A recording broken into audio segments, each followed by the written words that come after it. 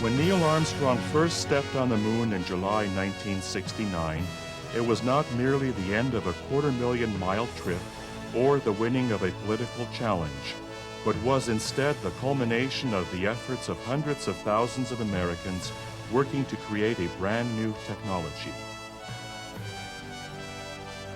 Between 1969 and 1972, America's Apollo space program successfully sent 6 two-man crews to explore the lunar surface. The exploits of these 12 rather common-looking men captured the attention and imagination of the entire world. These are the uncommon stories of the members of a most elite fraternity, the fraternity of Moonwalkers.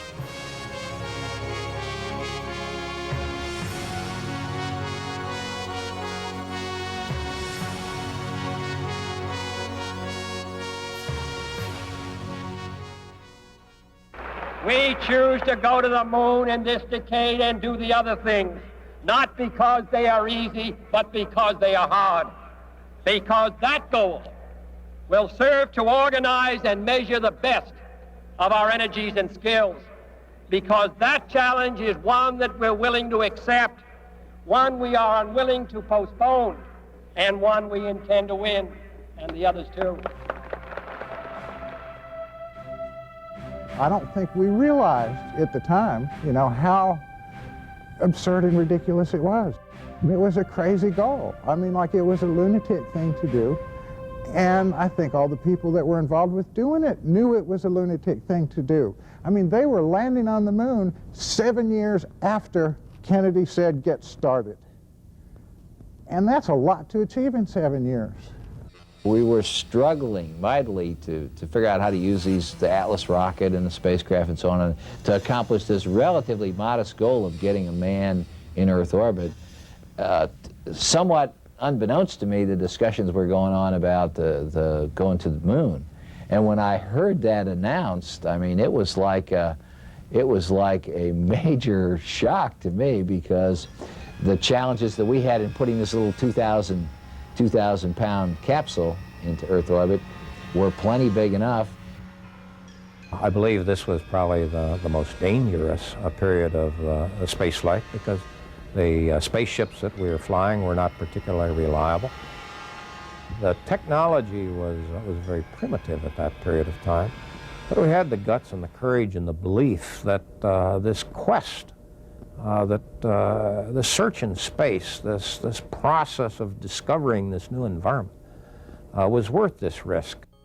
When we chose astronauts, we wanted people who were willing to subject themselves to the rigors of flying in space as well as the dangers of flying in space. And so it was our feeling that the people that could do that job satisfactorily were test pilots. They were used to flying in high-performance machines daily, used to putting their lives on the line, used to making decisions when their lives were on the line. When we flew Mercury, we had 4 manned orbital flights, Mercury 6, 7, 8, and 9. The Gemini program, the 2-man vehicle that we built and flew in the early 60s, mid-60s, was a tremendous contribution to the space program because it added so much to our competence and experience with operational kind of things in space flight. One of the things that they did was that they took bigger risks than they take now, Every one of those flights was a risk. After Apollo 1, they lost 3 people in Apollo 1, and they still fixed it, and they were flying to the moon a year and a half later. But we would not have been able to get on with the lunar program that aggressively, and as we did then to Apollo 11 6 months later, if we didn't have a great big body of experience in the middle and that built the confidence in the team and the hardware that the Gemini program provided. The Saturn V rocket that would take 3 astronauts to the moon was by far the most complex piece of machinery ever built. It was over 400 feet tall, weighed over 6.5 million pounds, and had over 6 million parts in it. The command module, located on top of this rocket, was where the 3-man crew stayed during their journey to and from the moon. The fragile-looking lunar module was designed to take 2 of the astronauts to the lunar surface, while the 3rd astronaut remained in lunar orbit in the command module.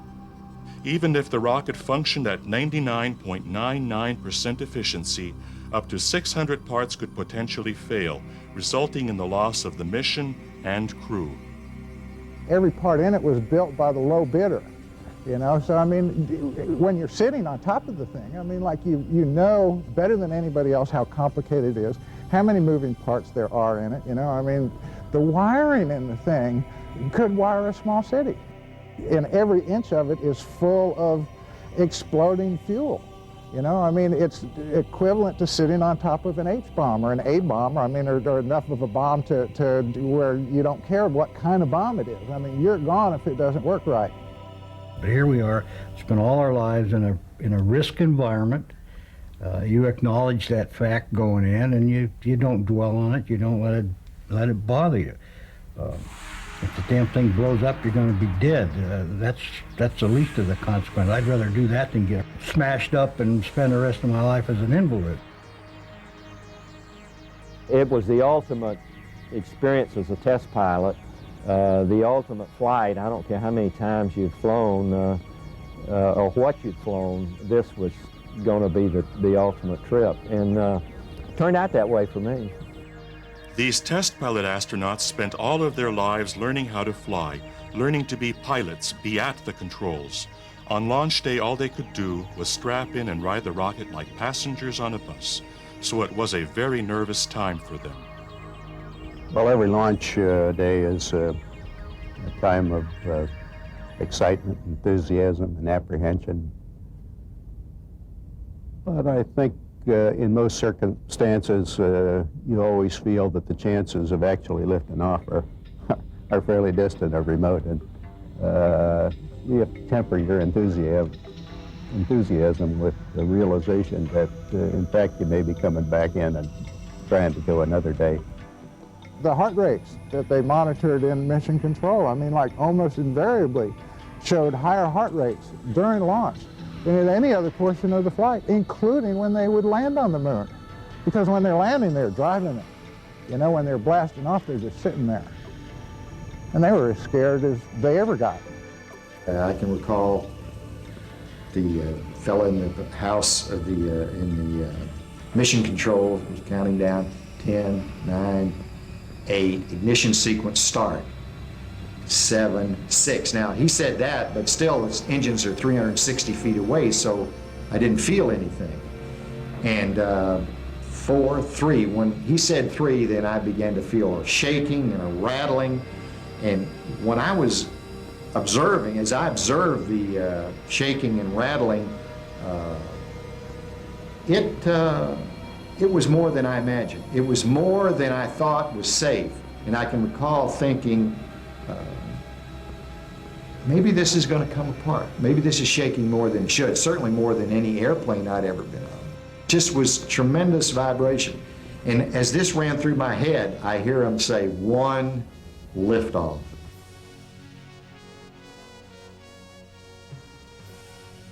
People said that when that vehicle left the ground, it shook so much that the ground vibrated. You couldn't prove it by me. I was sitting in the top of it. I think my knees were shaking, but there again, it was vibrating so much you couldn't tell. I remember the vehicle really started shaking from side to side. It was just a slow acceleration as it lifted off and took 10, 11 seconds to clear the tower, and I thought they'd never say tower clear. And the whole time it was shaking like crazy.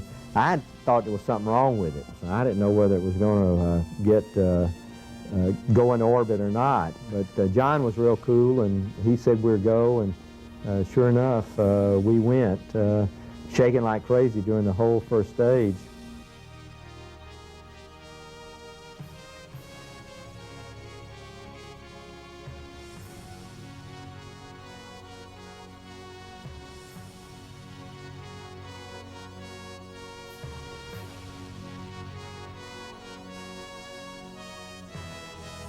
But that was the first time human beings left the Earth. And historically, I think that's the way history is going to look back at these flights. Is not that they landed on the moon, but that they left the Earth.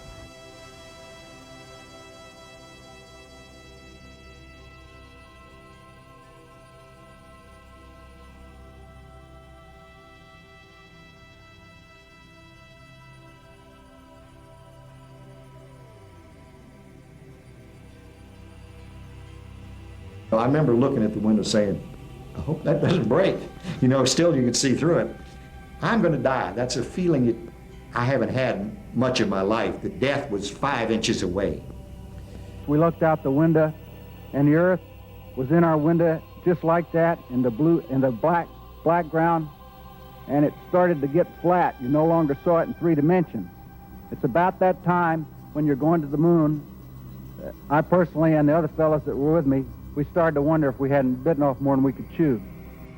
They weren't looking at the moon on the way out there. They were looking back over their shoulder at home as it got smaller and smaller and smaller and smaller. And if you go around and you talk to them all, they'll talk to you about the Earth more than the moon, more than anything else. I mean, they'll talk poetry about what the Earth looks like.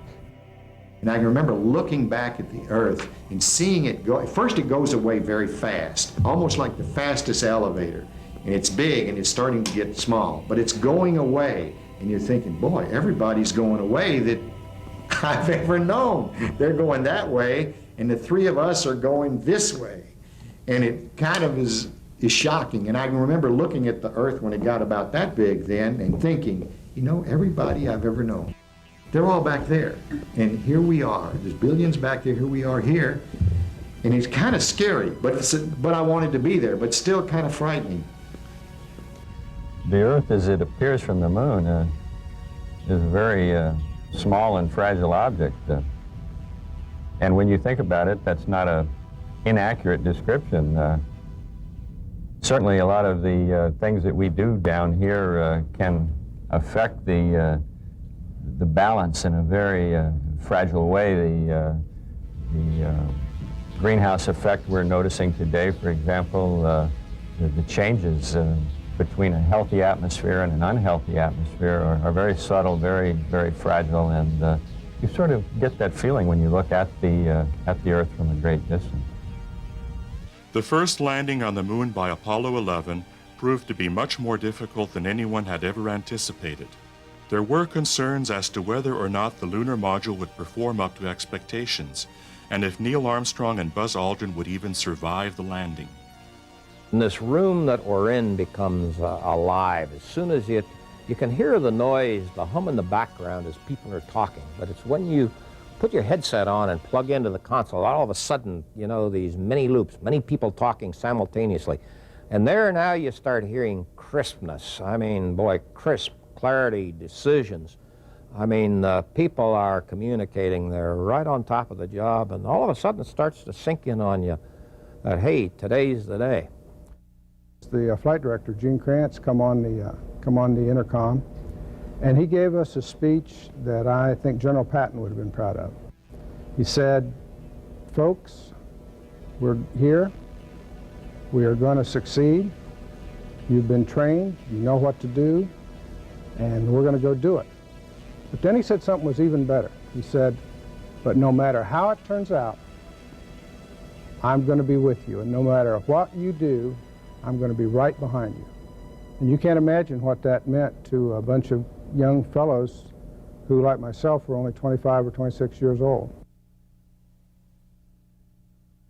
Okay, it's go there, Capcom on the hot fire. Okay, all flight controllers going around the horn, gonna go for undocking. Okay, retro, go. Fido, go. Guide, go. Control, go. Telcom, go. GNC, go. Ecom, go. Surgeon, go. Capcom, we're go for undocking. Your brain's moving, your thoughts are moving, your thinking strategy, you're on your toes, you're ready for anything. And at this time here, I really came to the feeling, and I think this was true throughout the room, that says, hey, we're gonna land on the moon today. But we didn't have time to think about that long, because very shortly thereafter, we had our first of several program alarms during this period of time. A series of computer alarms at the most critical phase of landing threatened the outcome of the entire mission. In the hot seat was a 26-year-old flight controller, Steve Bales, who had the power to pull the plug on the world's first manned lunar landing.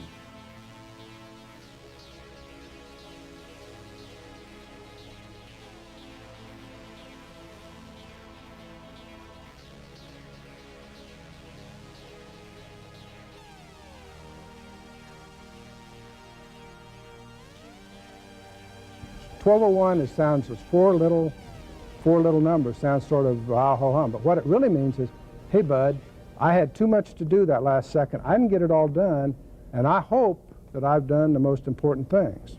And it's up to you to figure out if I've done the most important things, because I'm going on, I can't stop. And that's what that was all about. We'd have called an abort, but potentially loss of mission, big-time loss of mission. That was the concern. The good news is training carried us through. We knew what to do.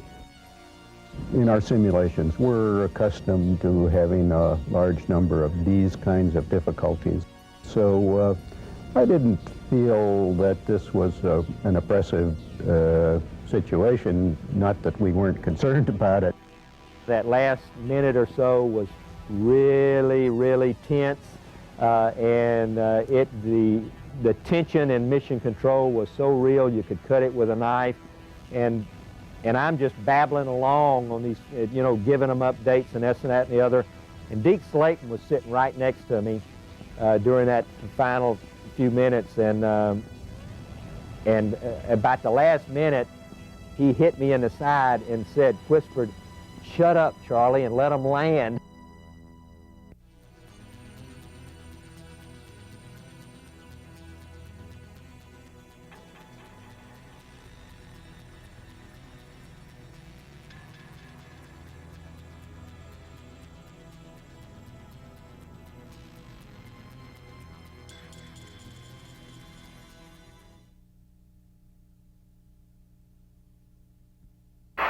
Listen, Tranquility Base here. The Eagle has landed. I had to keep talking, I had to keep working, because I had a series of stay-no-stay decisions that we had to make.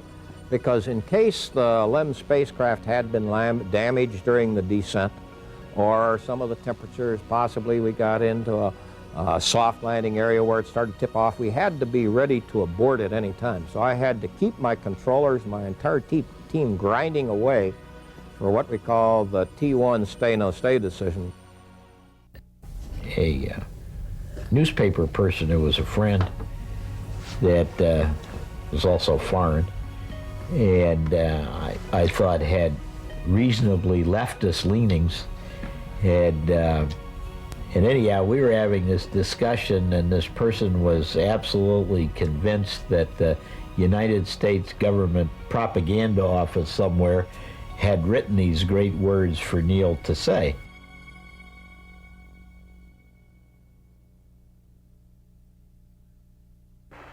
Diathlete for mankind. Then I said, okay, if you think that that's the case, we'll sit down here and we'll figure out what I'm going to say. So I figured I'd say something to the effect, it may have been a little one for Neil, but it was a big one for a little fellow like me, seeing I was the shortest person in the office.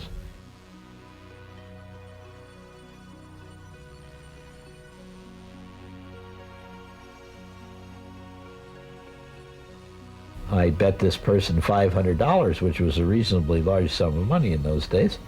I thought that if I could get $500 off a communist, that was probably pretty good. Person then realized that there wasn't propagandists, but they reneged on the bet, and I never won the money. I was never paid.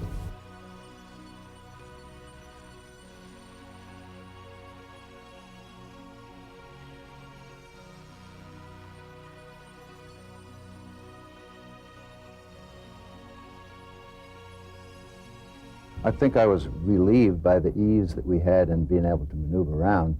Perhaps impressed by the talcum powder nature of the fine surface itself. As you look at a boot print, it just was so smooth, just like you'd put your foot in talcum powder.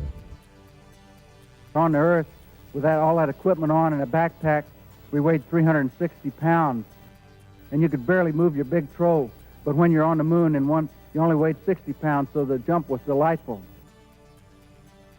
I would just feel good. It's a good feeling because everything about you is lighter, and so I felt stronger. I felt like this is a great day. I can jump. Look how high I can jump. Look at how light this is. I just grab this and move it over here, and normally it's pretty heavy. So it gave me a feeling of being strong and fast, and and feeling good. It was like the best day of a life because all this strength is here, you think. We decide to do the Moon Olympics. I decide to try to set the high jump record on the moon. And as I start to do that, I bounce a couple of times, and then I fall over backwards. And as I fall over backwards, fear strikes. If I split my suit open, I'm dead. As John helps me up, I get very, very quiet as I listen to the pumps and the oxygen flow in the suit. Fortunately, the suit holds, and my fear subsides. The several times that I fell down up there, usually from backing up and hitting a rock or something like that, I would fall so much more slowly on the moon than I did on the Earth, that I never was in danger of puncturing myself. If I started to fall backwards on Earth, I'd just go plunk. But there, falling slowly with that light gravity, I could usually turn around and just catch myself very easily with my hands, and then I could just push like that and push right back up.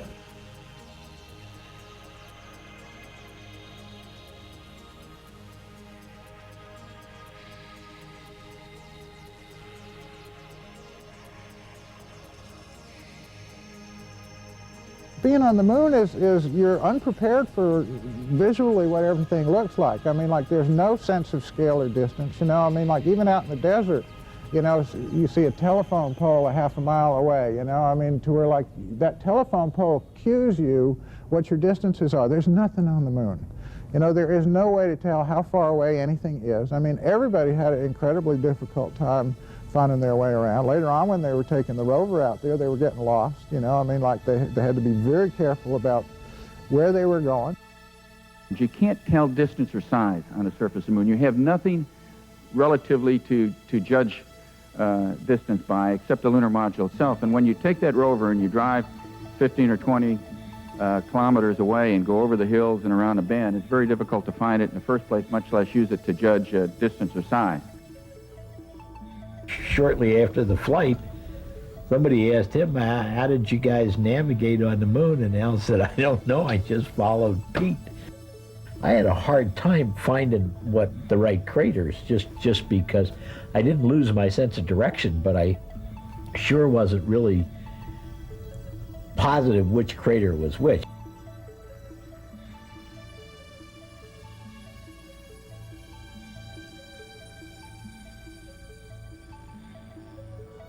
The Earth is 230 or 40,000 miles away, and when you hold up your thumb like this, you can only see the blue clouds, the blue surface and the clouds, and you can hold up your thumb and cover up the Earth.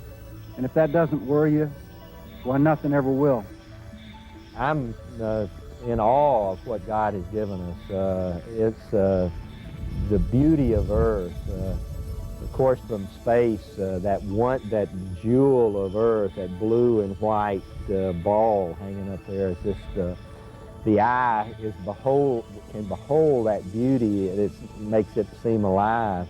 And I do remember one time holding my hand up, and underneath my hand was the Earth, and a thought passed my mind that, you know, underneath my hand is 5 billion people, or 4 billion, whatever it was in those days.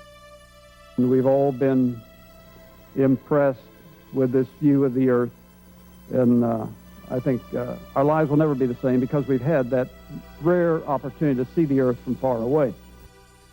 It was a spiritual journey. You know, I mean, like, that's supposed to be true of every big journey of our life. There's supposed to be a spiritual journey, or there's supposed to be a spiritual component of the physical journey. And it was equally true for those men. It was true of that journey, the biggest journey humans have ever taken, also had a powerful spiritual component. On the control pedestal of this little car, Dave Scott left a Bible, a red leather Bible. You can just see it there on the control pedestal, and not too many people know that it's there.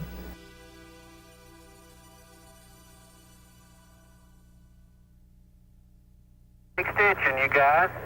We feeling good. That's all we're going to do tonight was sit around and talk. One of the funny things that happened during a flight, I have a twin brother named Bill, and Bill's a doctor in our hometown in South Carolina. Well, during the mission, there I am bouncing around on the moon, and my brother walks into mission control. He gets a pass, and he wants to sit on the flight surgeon's console. And a few people knew he was coming in, but I mean, the whole room looked over, I understand, looked at him, and they looked at the TV, and they looked at, you know, and they thought what's happened here? And then all of a sudden they realized the word got around, it was my twin brother. We are identical. So that created a few stares and a few laughs in mission control.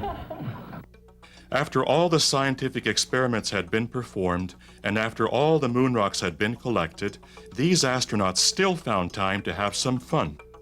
We're on the way up there, and I said, you know, when we get to the time we're going to have a little fun in lunar gravity, I'm going to whack a couple of golf balls. And he said, geez, you're telling anybody about that? And I said, yeah, I talked to the boss, Ruth, and I told him that if things were all screwed up there, that on the surface that I wouldn't fool with it because we could be accused of being frivolous, wasting taxpayers' money and so on. And so he said if things were not going well, that I wouldn't do it, but if things are going fine, then I would go ahead and hit these two golf balls. Raise the die, one more.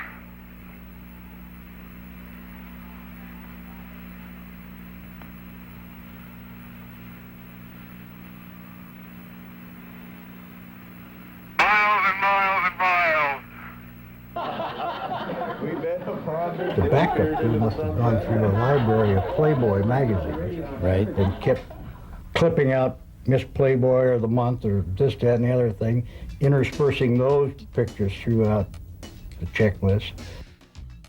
Got through those pages, and I had to turn the page again, and then wound up with the Playmate of the Month, and that one really did take me by surprise. I was not expecting that at all. And of course I couldn't say anything about it over the radio, so I was doing a lot of laughing, and people they weren't sure why I was laughing, but I don't think they wanted to ask why I was laughing either. So, you know, some of the outside people thought that I was being very frivolous, and I might have even been intoxicated on the moon, but that wasn't the case at all. I was just laughing at these in-jokes, and I obviously couldn't talk about it over the air. You gotta get this control there, bro. Come on. Well, in my left hand I have a feather. In my right hand a hammer. And I guess one of the reasons we got here today was because of a gentleman named Galileo a long time ago who made a rather significant discovery about falling objects in gravity fields. And we thought that where would be a better place to confirm his findings than on the moon. And so we thought we'd try it here for you. The feather happens to be appropriately a falcon feather for our falcon. And I'll drop the two of them here, and hopefully they'll hit the ground at the same time. How about that? That proves that Mr. Galileo was correct in his findings. A lot of people think that we did all this moon work in a secret movie lot in Arizona. And of course I have the gray hairs, and so does Charlie Duke, to prove that we were up there. Especially the old-timers in South Carolina, you know, we did it with mirrors in Arizona or something, you know. It's amazing how many people don't believe we actually went to the moon. And I tease everybody, I said, well, I don't know where they sent those other guys, but I know they sent me to the moon. For those who haven't read the plaque, we'll read the plaque that's on the front landing gear of this LEM. It says, "Dear men from the planet Earth, first set foot upon the moon, July 1969 AD. We came in peace for all mankind." It has the crew members' signatures and the signature of the President of the United States. An idea we had before the flight to get the whole family involved was to have a picture taken. So we had a picture taken of our family in the backyard, and I got permission from NASA to let me take this picture along and leave it on the moon. They said, well, sure, no problem. So on the back of this photograph of our family, we wrote something to the effect of, this is the family of astronaut Charlie Duke from planet Earth, who landed on the moon in April of 1972, and then we left it on the moon, and so I pitched it out on the moon and took a picture of the picture. Hey, that's just Apollo 17's visit to the Valley of Taurus Littrow, but as an everlasting commemoration of what the real meaning of Apollo is to the world, we'd like to uncover a plaque. The words are, "Here man completed his first exploration of the moon, December 1972 AD. May the spirit of peace in which we came be reflected in the lives of all mankind." This is our commemoration that will be here until someone like us, till some of you who are out there who are the promise of the future, come back to read it again and to further the exploration and the meaning of Apollo.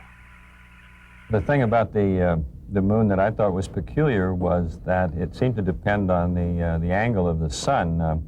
When the sun was almost overhead and it was noon down below, the moon appeared to be a warm and a friendly place. On the other hand, near dawn or dusk, it became very foreboding looking. The craters cast very long shadows, and the place looked distinctly unfriendly. So I was intrigued by the contrast based purely on what angle the sun happened to be coming from. The command module pilots were the only people who were ever by themselves. You know, I mean, the other two guys would go down and land on the moon, and they were real busy all the time. They had mission control talking to them constantly. So they never had time to just kind of sit back and think about where they were.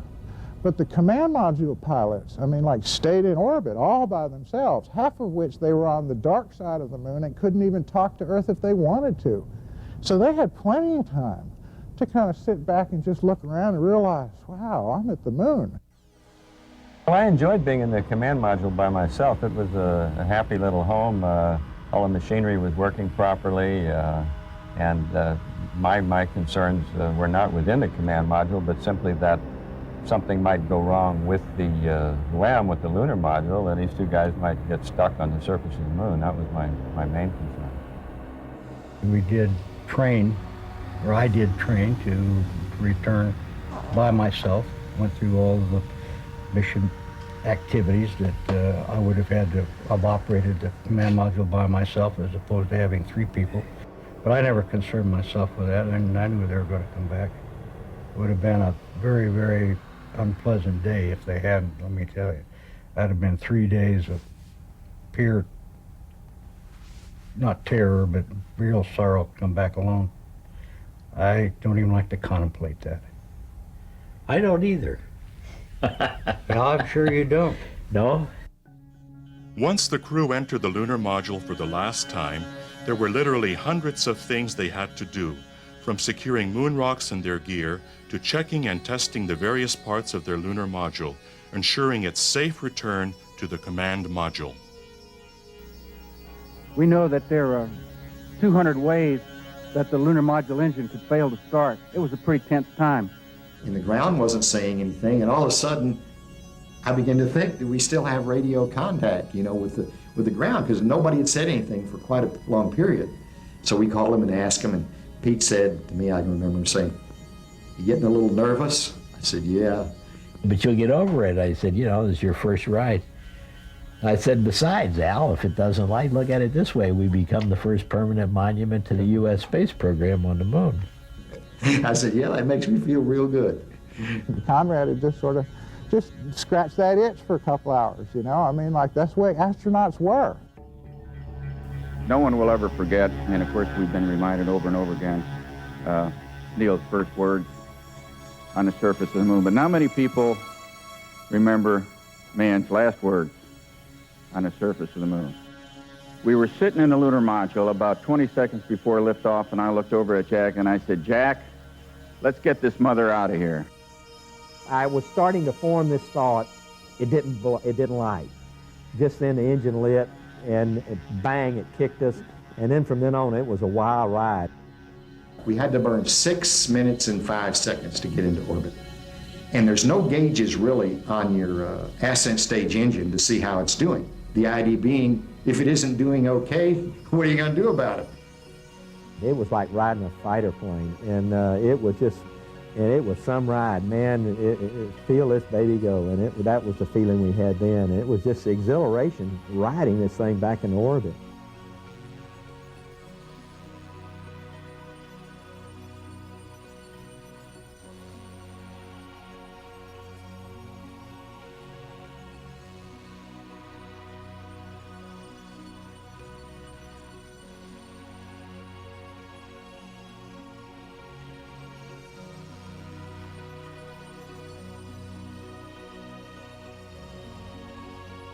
Pete leaned over to me and he says, you know, Al, how would you like to fly this thing?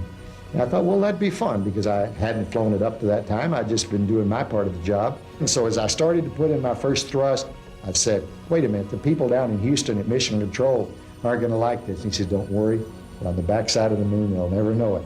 And sure enough, he thought of everything. Back in orbit, both spacecraft came together to rendezvous, and after a quick inspection, the command module pilot performs the critical docking maneuvers required to link both spacecraft together. After the crew, moon rocks, and film were transferred to the command module, the lunar module was jettisoned, and the crew made their preparations for the 3-day trip back home. But somehow going fast again made me feel like we were headed back home. And I think that Neil Armstrong said that the time he felt like they were going to pull off the mission is when he got in orbit. And I agree, because you're going fast again. You feel like once you're going fast, you don't have to go a little bit faster, and then you can head on home. So it was a really good feeling to get into orbit.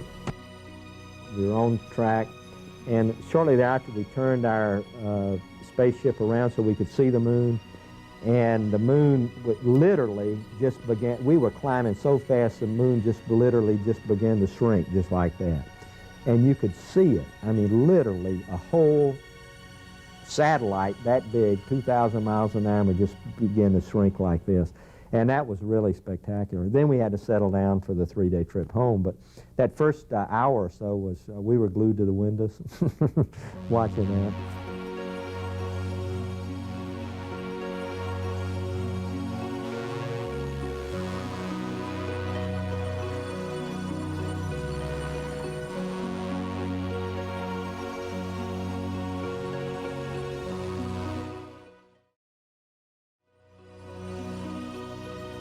We have a perspective of the Earth as we sit here in this room. You have another perspective when you're driving down a freeway or flying an airplane on a boat. You have another perspective in Earth orbit. An additional perspective of our home planet is when your lunar distance is 240,000 miles away. This whole concept of whole Earth, that's a cliche that we all throw around now, but I mean, that's where it came from. These were the first humans to actually see the whole Earth. They took the first photographs of the whole Earth. You know, I mean, like, they really did appreciate the whole Earth before any of the rest of us. And they brought that feeling back with them. And I think it is slowly communicated out to the rest of us. But that's the biggest lesson I think I learned from talking to them, is how important leaving the Earth was to them, and then, of course, coming back to it. Our trajectory was such on the way home that about 100,000 miles out, it was 100, wasn't it? That we nipped in the line where the Earth fully eclipsed the sun, and we were between the Earth and the moon. And so what we had was an absolute full moon behind us, and for the first time, an eclipsed night Earth, so that there was no sun, and instead of seeing a black, as you see in the photographs, you don't see the night Earth. What we did see was the full night Earth in moonshine, in full moonshine. We could see the land masses, we could see thunderstorms from 100,000 miles out, we could distinguish the ocean and the clouds, and I think we're the only ones that saw that. Coming back, the command module hits the atmosphere at essentially escape velocity, 26 to 28,000 miles an hour. It comes in just like a meteor, and the gases ionize around it to where the crew is cut off from radio communications. Normally, it's about 3 minutes. You're always worried about the parachutes on the command module. Where we had one flight where only two of the three worked, and so the rate of descent was higher. So you're always concerned about that part of the mission. We were coming down very fast, wondering, would the spacecraft survive the impact? Would we survive the impact? A lot of thoughts racing through our mind. We really couldn't communicate. I was responsible for reading the checklist, and I had difficulty reading the checklist because the helicopter crew that was circling us kept saying, fellows, don't worry about it, you're going to be all right. But they kept repeating themselves so much, I really wondered if they knew what they were talking about. So we were coming down on 2 chutes and a prayer, but finally we hit the water and we did survive, and Apollo 15 was home. One of my jobs, sitting in the right-hand seat with a little window in front of me, was to take a 16mm camera and mount it in the window. After the main chutes came out, take and dismount the camera and set it in a bag next to my seat. During the entry, everything went as planned, but somehow I got behind the checklist, and when it came time to dismount the camera, for some reason, I decided not to take it off the bracket and put it in the bag. When we hit the water, that camera and bracket came off the mount, which I didn't know it would do, but such a hit, and it hit me right here. In fact, I thought that if that thing had hit me in the middle of the head, it might have killed me, because it really came off there. And fortunately, it hit me a glancing blow, and apparently it knocked me a little unconscious. It was luck, because I think if I'd had a little bad luck, I could have gotten killed right there just because I didn't follow the checklist. More than the moon rocks, and more than Tang, and more than these things that we learned and that we've built, you know, I mean, because I think that it did expand our awareness and our understanding of who we are and our role in the universe. I mean, like, what does this beautiful blue-green globe have to do with all the rest of it? You know, I mean, and we know more about our role in the universe because of those flights.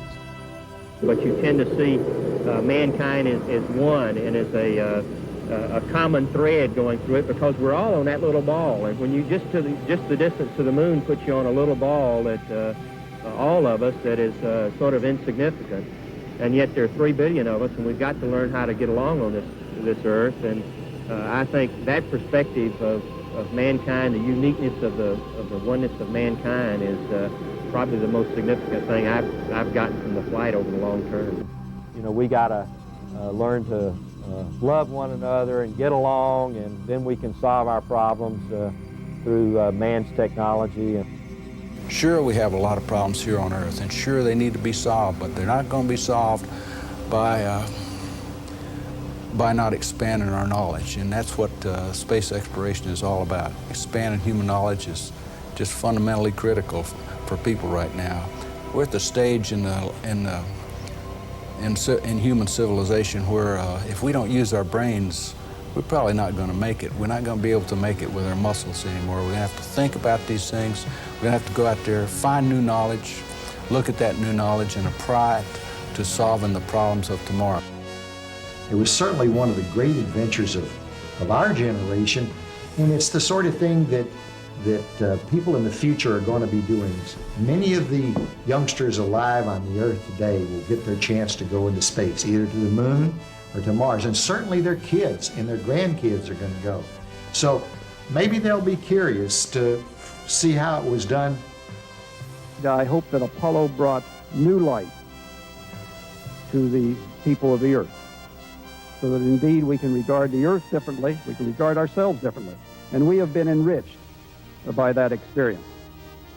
Some of them speak to very eloquently.